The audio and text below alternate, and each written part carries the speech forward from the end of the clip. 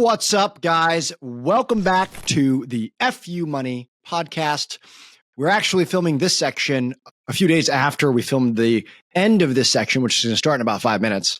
But we felt it important. We left some stuff out. So we might cover some stuff. The editing might be a little weird, but we wanted to let you guys know. We felt it was important to kind of set the expectations of what we intend the podcast to be. Yeah, absolutely. And one thing we realized, because there's such a broad scope of the conversations around money and knowledge around money, everyone wants the steak. They're like, give me the steak, show me how to put my money somewhere and 10x overnight without blinking. But really, we also want to pull back and start with baby food. So it's like, there is a lot of things we need ground to cover that we're going to get into before we start nerding out on money and talking about deep money systems, the nuts and bolts, the behind the scenes stuff. I feel like we still need like peas and carrots mushed up. Does that make sense? Yeah, we're gonna end up getting into crazy stuff, credit card churning and ways to hack and game the system and all the fun money nerd stuff. But a lot of that doesn't matter if you don't have a good foundation. And so the first few episodes, we're going to go way, way back to the beginning and just start like, hey, you don't know anything? We're going to just start from the beginning. And then later, mainly as we didn't plug the later part, is like, I am a 2.5 millionaire at the time of this recording. Dane, what are you? I was up in above like 1.3, and then we sold our stake in the company. And so I think I'm below that, like 700, maybe 800 at best case scenario. And in 2024 numbers, that sounds impressive. I'm going to say that, guys, we are not impressive people. We are very average, normal people. We are consistently very successful. And we're going to show you how we got there, right? And we're going to make mistakes along the way. And it's just going to be normal, real talk, right? Depending on when we film this, we might be having beers. We have some epic guests lined up already. Yes, we do. That's going to be good. Without further ado, we're going to get into the DNA of the podcast right now. We were talking about adding drinking. I want to be drinking beers and hanging out and talking and just have like casual conversation. But I realized that you can't see. You don't know what's in. It looks like a super fancy Asian bowl or dish. It's a super fancy teacup. That was from Asia, yes, purchased. Nice. So we're just going to kind of get more into the DNA of what the podcast is supposed to be about. And we just want to say we're normal people. I came from a corporate America background. Dane did as well.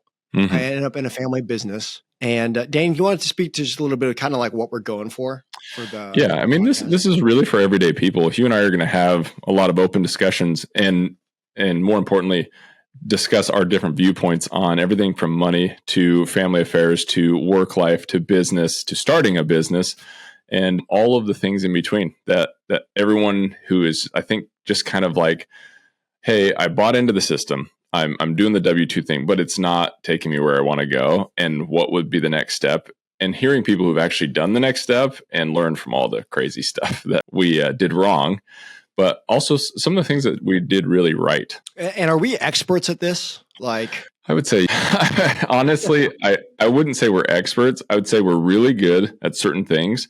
And one of those being helping other people like move through obstacles or big ruts. We're good at other things. Yeah, I would say so. People think that we're really good at things, and often we are approached by a ton of different people for stuff like that we're going to talk about, for example. Yeah, so the podcast idea came from other people listening to conversations we have, and are like, "Damn, I wish I would have known about this sooner." And we're 2 years into. We were supposed to start this a while back, and now we finally are. But I'm not going to say that we're experts, or maybe the mark of a true expert is I have no idea what I'm doing. I'm making shit up. But it's like, I'm going to share what worked, what didn't work. If you want to copy me, that's great, and do it at your own peril. But it's more about getting the info out there, right? The other thing too, it'll be hard for Dane and I to remember is, and for you, listener, whoever's out there, if there's anyone out there, thanks, Mom. Actually, she's not listening. But, hey, Mom. But it's, who knows, like what stuff that we talk about now, you might be listening to this 15 years from now, right? I could be dead, hit by a bus. My investments could have literally killed me. And you can learn more about that. We'll learn more about that later. He's referring to his crack houses, but go on. And like, I was listening to some really old podcasts, like Bigger Pockets, Listen Money Matters, Choose FI. And it was in like 2013. And like the amount of fear in those early episodes is shocking. Right. Mm-hmm. Right. And Dane, can you catch the world up? What year is it now? And like, what has gone on? Like the market's real weird. Like what's going on? Man, that's a great question. We just dipped our toe into 2024 and the world has changed. I mean, you and I both follow a lot of quote unquote experts in finance and in almost every category, business and personal and lifestyle. And everyone's confused. Everyone has actually no idea what's coming next. They all think they do, but everyone kind of at the same time willingly admits that they don't. And so we're looking at a new landscape. We're kind of pioneering some new ideas. And like you had mentioned, the people coming off the tail end of 2008 who had learned the hard way, we're digging back. We're going back and seeing what can we learn from people who also went through unknowns. And I think that's going to help our listeners a lot because we're not experts. And if you follow an expert, a lot of times you will find out that they are just as like shooting in the dark as anybody else. And I think what makes Hugh and I unique is we put our ear to the ground and we try to listen to a lot of voices from every industry, from every background, and see how we can apply it every day. Well, and Dane, remind me, because I want to talk about it in a few podcasts. We're going to make up names because we don't have permission to use their names, but Jim and John, right? They were buddies of ours, and Dan, we're going to say that. They all just 2021, money was crazy, money was cheap, and they got into a lot of debt with lines of credit. And for whatever reason, I just didn't. I was like, I don't want to do that. You were pushing at me a little bit to do it. Dan and I worked together in multiple capacities. And I was like, I don't know what it was. And I just didn't do it. And it ended up being the right call. And no one could have foreseen what happened in end of 2022, middle of 2022. And now we're in an awesome position. Everybody else just spent a year and a half digging them. There are some very close calls for some months there. Well, and I bought into that. I strapped the saddle onto the rocket and was like, woo, let's go with the whole line of credit thing. And we'll get into what some of this stuff means. Some people are like, well, how are you using your line of credit? What do you mean by that? And it was just a way to leverage capital based off of assets that we already owned. But when you were locking in rates at 2%, 3%, 4%, it made sense. And then overnight it was 9%. So first off, I love the conversation where it's going, and you and I can geek out about this, but I want to back it up a bit because so many people maybe just joining us are like, what the hell is a line of credit? And what is interest rates? And what does that matter? What's important about it? And I want to go and tell everybody that from the very, very beginning, we are not experts, or I don't pretend to be. And we found a very good way. My goal is for the show to teach you how to be financially independent, no matter where you're starting from. If you're negative hundreds of thousands of dollars in debt, right? That could be a good thing, could be a bad thing. For instance, Dane, I'm $3.9 million in debt right now. But you're excited about it. Yeah, and I'm about to marry someone this year that's $400,000 in debt. And with any luck, in the next 2 to 3 years, we'll be $6 million or $10 million in debt. And that's a weird thing for someone to say. Right. Because that terrifies me, but I know where you're going with that. And for you, it's like the best thing that could happen, which is so funny. And this is where I really want to, on this podcast, explore why or why not that might be the path for you and what that looks like, because we walk two different paths. I want no debt, and and zero debt excites me, even though I've used the debt model to acquire a number of properties and things like that. And everyone said, and I want to lean on it. So many people are like, they're anti-debt, get on the Dave Ramsey train. And I want to really lean into that because I genuinely believe in it. No debt is a very good thing to strive towards initially. And there are other strategies. And also share my emergency ripcord, right? Hugh, you're $6 million in debt. Okay, what happens if things really, really go south? What do you do? And I've got those plans. But the main thing is, how do we be financially independent as a person without sacrificing who you are, right? Or not that you necessarily can't have it all, right? If you're $50,000, $30,000 in credit card debt, and you're working a minimum wage job and things are bad, like you're probably going to have to sacrifice a little bit. But there's strategies, tools. I want to go over all of that, get you back to zero and get you on the right straight and narrow path. But if you're somewhere in between, right? Is there a way that you can, and Dane, what am I known as in my friend group as far as the way I behave? Are you talking about how everyone behind your back and to your face calls you really cheap? Yeah. Yeah. And I'm Asian, and Asians take that as a point of pride. Oh, thank you very much. I'm wash out the plastic things from the store and keep using them because they're free and they're too good to throw away cheap. But here I am, $3.9 million in debt. Right. Right. But you don't have to be frugal like that. Like if lattes make you happy in the long run, is that really going to save you a bunch of money, not getting your $6 latte versus the other choices you can talk to. So. Well, and you actually bring up a good thing, Kay. So my wife is an avid coffee drinker. And so lattes are her thing. And though we realize at some point, hey, I don't want to be spending $300 on lattes a month. So we make a lot of coffee at home and find the good stuff. We found a happy medium where now a latte and a coffee date for us out of the house is a really bonding activity. It's not a daily thing that she just grabs on the road. We make that a time that we meet up somewhere cute, somewhere new, and we still get out 4-5 times a month and have an amazing discussion or experience over coffee. But we've also said, hey, because we're smart money managers, we're going to pull that back and make great coffee at home for just the day-to-day coffee drinking. So you can change your mindset and live an extraordinary lifestyle. And it just takes you reframing how you think and also being smart. Like you said, is that latte going to make you broke at the end of the day? Then you probably shouldn't be drinking lattes every day. There's a fine balance. Yeah. Maybe we'll have him on the show. A buddy of mine, he's 21 and we figured out that he was spending like $3,400 a year in soda from the vending machine at his work. I was like, dude, first off, what if you just went to Walmart and bought a pack of soda and brought it to work with you?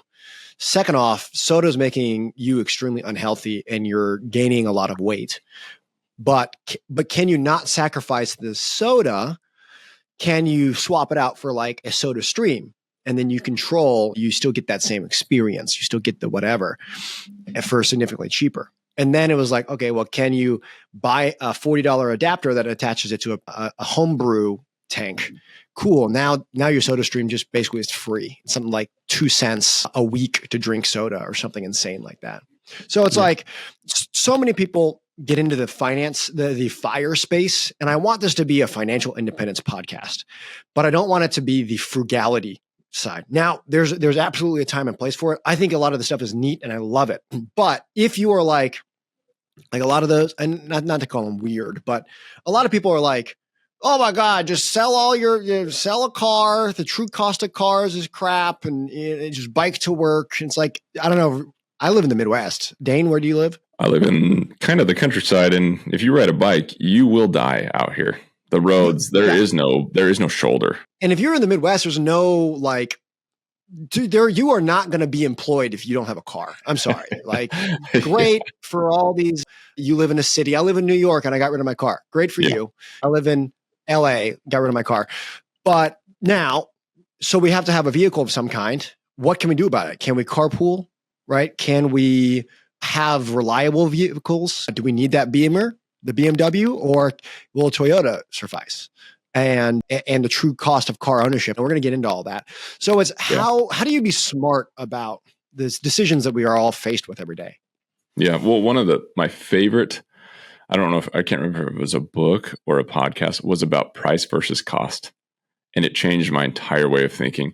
The price of a BMW is this, the cost of ownership, which you don't think about, the maintenance, the insurance premiums, all of the little things in the fine print where it's like, okay, I may have paid 60 grand and I could afford it, but the cost is making me broke. What I'm saying. So it's an incredible thing I want to dive in with you because you think of that like constantly with whatever you buy or in whatever thing that I think, again, I've just noticed for you, whether it's buying a Tesla versus driving your truck or how you operate certain things in your life, you are very cost minded, not just price minded. Yeah, that's true. The Tesla is a great example, and not anymore now. In 2024, you can find a used Tesla Model S for like 19 grand, 18 grand all day. People are like, oh, what aren't they $80,000 vehicles? Yeah, if you get a new one. If you buy a used one, they're fine. There's no transmission that can fail. Well, what about the battery pack? They're 20 grand if they fail. Insurance, bro. Like, that's what it's for. But I'm going to weigh what the operation cost is versus all the mileage versus a engine repair, right? If I were to choose a internal combustion vehicle, it's going to be a Toyota, period. Like, I'm going to get, there's many reasons for that. We're going to get into some of them. Yeah. But then also something as simple as tires. Like, I remember when I was 18, 19, I had my first pickup truck. Huzzah, Midwest farm boy, I have a pickup truck. And my tires went out and I had to swap my tires, $250 per tire. That's $1,000 to swap the tires on my truck. And I was a college kid at the time. Oh, yeah. And that was without the spare, right? And I had no idea what I was doing. And so it's like, it's the things that you don't think about. So, well, and you brought up something else that I really want to advocate on the show. One, it's not only how we adult ourselves, but it's how we adult the small little people we're bringing into the world, right? So my son now, he just turned 15. Car is on the horizon. Believe me, he thinks about it every day. And most parents will either say, well, I'll buy him his first car, or I'll do this, or we get him a beater. That was something that we did growing up. You just bought whatever hunk of junk would still run. But then, like you said, you were not even graduated from high school, and all of a sudden your tires go out and you have to pay $250 a tire or a transmission or whatever that is. And it's like how to set your kids up better, but not give them everything, not hand them everything. They have to believe and learn what ownership is. So we'll talk about ideas, models, and thought process behind that and how we're uniquely facing that right now in our household. No, I love that. And I don't have any kids yet that I know about. And, but that interests me so much. Like, I did not know about money growing up.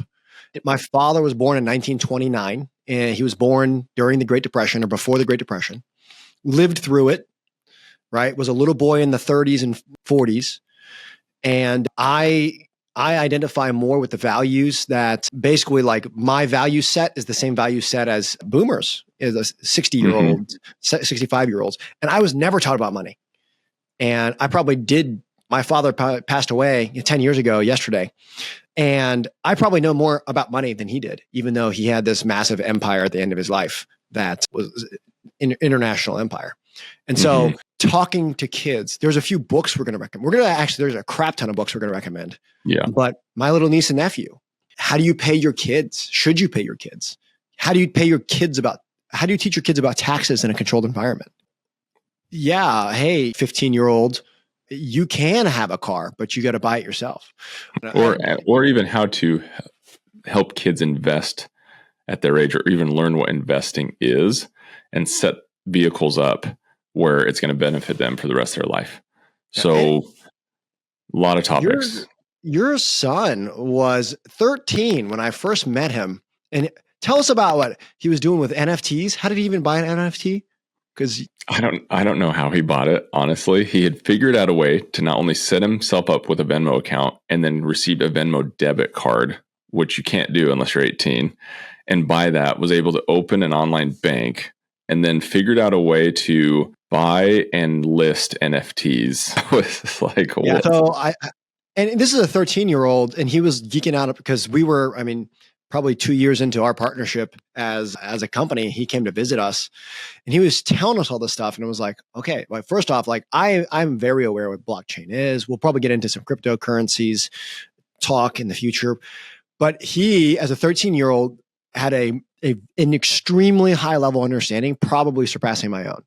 And not saying that I'm smart or anything like that, but as a tech background and someone that was interested in Bitcoin back in college, that was impressive. And I think he did like online video watching, where he'd generate a few cents here and there and get paid in dollars to some kind of account that he then linked to Venmo or something, or he was selling stuff and then people would Venmo him. And then he had to buy ETH, which then he traded for ACA, which then he bought NFTs.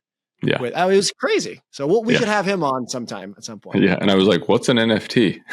And he had already figured out a way to buy them.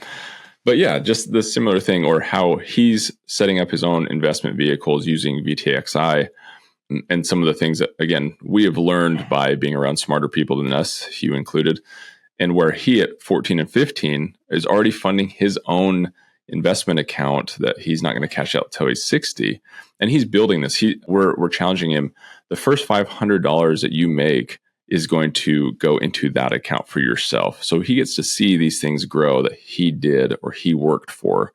And I just think the young, like you, I wasn't taught about money. My dad was an all-time salesman, man. Talk about a hustler and an entrepreneur. I didn't know where money came from, and sometimes it was there and sometimes it wasn't, but more all of a sudden came, and we never talked about money. I was probably your average liberal in regards to money. No clue, spending where if I made it, I spent it, and it took me a lifetime to I wouldn't even completely figure that out. I mean, from politics aside standpoint, like I wouldn't even say that that's a liberal. I'd say like everyone that I've ever met in the United States as they had no concept. Money is such a taboo topic that everyone was terrified to talk about it. Or they don't know about it, right? And I don't mean liberal as in politics. I mean liberal, like free thinking, free minded, right. No framework. Yeah, exactly.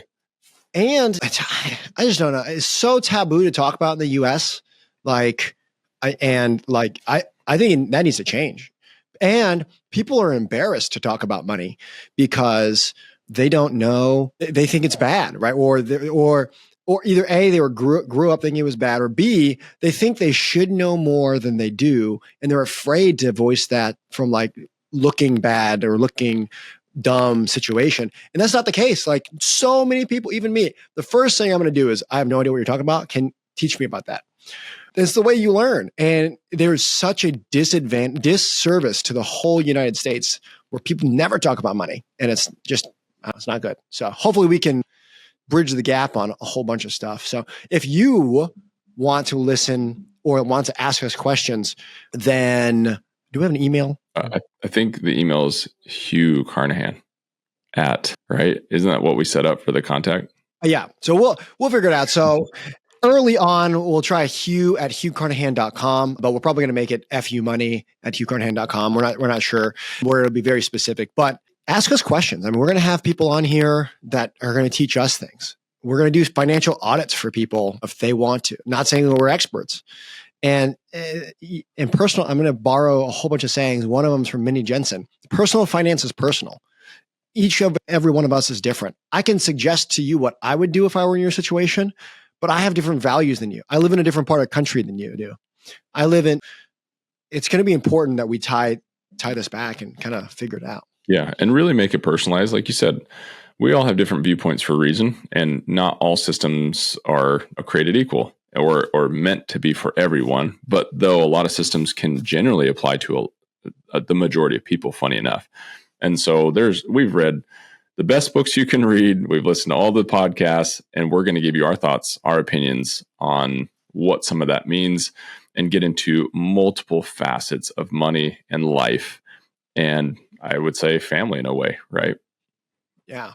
Well, Dane, we'll do the first very end question before we sign off for the day. What is one book, if you're just starting out, you don't know anything, that you would recommend? 100% would be The 5 Lessons a Millionaire Taught Me. And that's by Richard Paul Evans. It's an older book, but the gentleman became financially free at a very young age because he was taught by a millionaire in his neighborhood. And the principles stuck. He wrote a book about it, and it teaches you the foundations of just great money thinking and management. Nice. And how about you? What would you say for you? For me, it's going to be just the old classic nickname, the Purple Bible. Robert Kiyosaki's Rich Dad, Poor Dad. It's about two gay dads that teach their son. No, but on a serious note, it is basically it's written from the perspective of a 5-year-old. It's one of the first books that I ever read that was like, I get it. And actually, I think it's a perspective of a 5th grader. So I think they're like 10-year-old or something, but it's basically, it teaches you how to view the world. And the tagline for the book is what the rich teach their kids that the poor and middle class don't. And it just reshaped the way I looked at the world. And from that point on, that began my journey of looking at finances differently. That's awesome. Well, sweet, Cool. man. Well, This is Danny, going to be good. I'm excited. where can people find out more about us? I believe so. You just finished the website, right?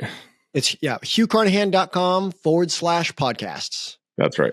That's a great place to start. And you can reach out to us on social media also. And sorry, we're so clunky at this, guys. We're just going to take imperfect action, keep moving forward. If there are mistakes, we're going to just we're going to ride with it because we don't know what we're doing. So, well, awesome. I look forward to the next one. All right. We'll see you guys.